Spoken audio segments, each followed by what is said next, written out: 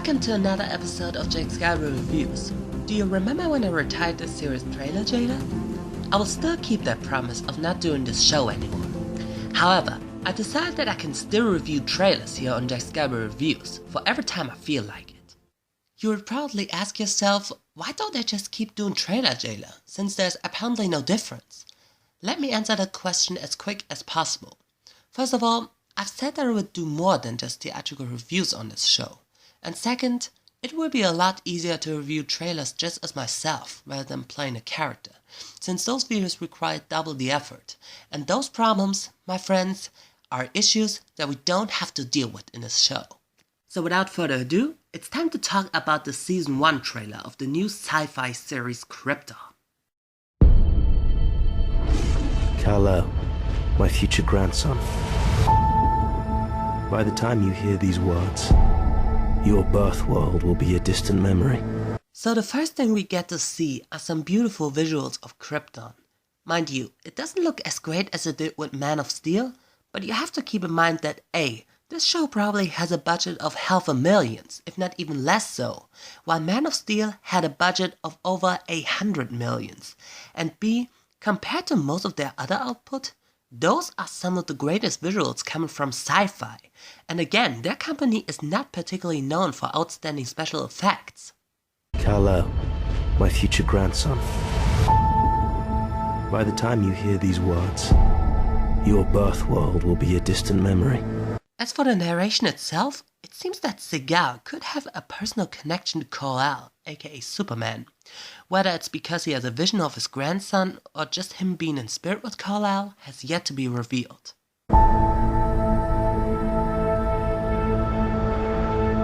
The House of El led a revolution against tyranny. This line could imply that even before the unavoidable doom, Krypton has already been an uncomfortable place to live beforehand. This could make the conflict at the beginning of Man of Steel feel a lot more profound in hindsight.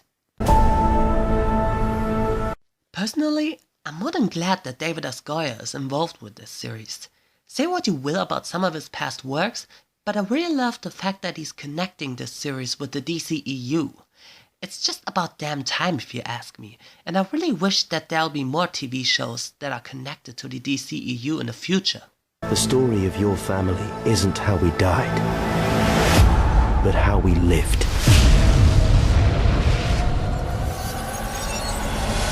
You know, back when I watched Man of Steel for the very first time, I was so fascinated from the great amount of love and details from the environment of Krypton.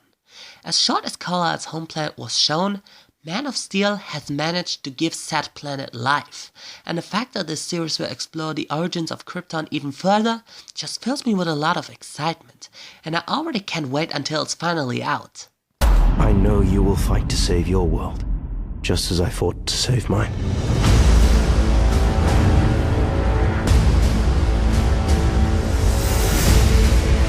And again, the effects look quite good for sci-fi standards. They really outdid themselves with this show. Though there might be the possibility that they've put more effort into making the effects for the trailer look good, but not as much with the actual show.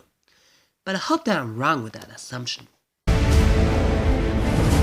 Find the fortress. Your name is El. And yet again, the perfect way to tie in the series with the DCEU. I wouldn't even care if the effects look underwhelming. I'm still very excited for this show.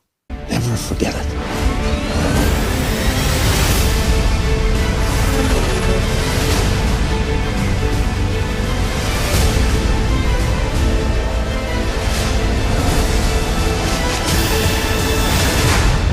Action, justice, love, explorations.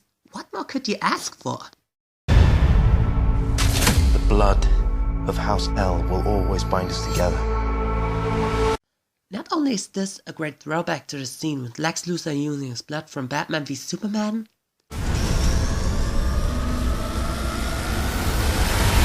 but it's also a perfect nod to the iconic Superman logo.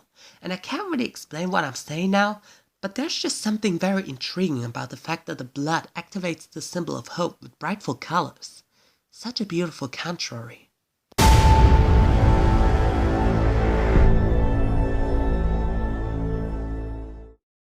This trailer was just amazing. Granted, it does look like this series will look a lot cheaper than the theatrical movies they're connected with, but for low budget standards, it still has some pretty visuals. I don't know most of these actors except for Ian McElhinney, who's probably best known for starring in Game of Thrones. However, I think this may benefit this series due to how you wouldn't automatically figure out some of the characters' motives from the get-go. This can be a problem with casting well-known actors, because sometimes you can already tell what kind of characters they're going to play. It's also interesting that the series will take 200 years before the events of Man of Steel, meaning that there'll be a lot to explore, and as I've said, there is a lot of potential. I'm very curious about the cultures and modes of Krypton, and I hope this show will take enough time to explore them properly, while still keeping the viewers interested. I also love the fact that this is the first series to finally be connected to the DCEU. As much as I love The Flash, it still bothers me that they couldn't make it part of the extended universe. But on the other hand, I'm still very excited for Ezra Miller's take on the Red Thunderbolt guy. The Supergirl series is an even bigger offender in that regard, because to me, it would have been awesome if they made that series part of the DCEU as well. But whatever. Just like The Flash, it's part of the Arrowverse. I'm not trying to be too harsh on that, since at least The Flash is a great series that still stands on its own. In case you're wondering, I haven't seen Supergirl yet, and neither have I seen Arrow. But back to the topic. It's great that we finally get a show that is connected to the DCEU, and I couldn't be happier. So overall, I'm really looking forward to this new series, and I wish that Krypton is going to be great. I hope you enjoyed this review, and my next video will be on its way. Until then, I wish you all a great day.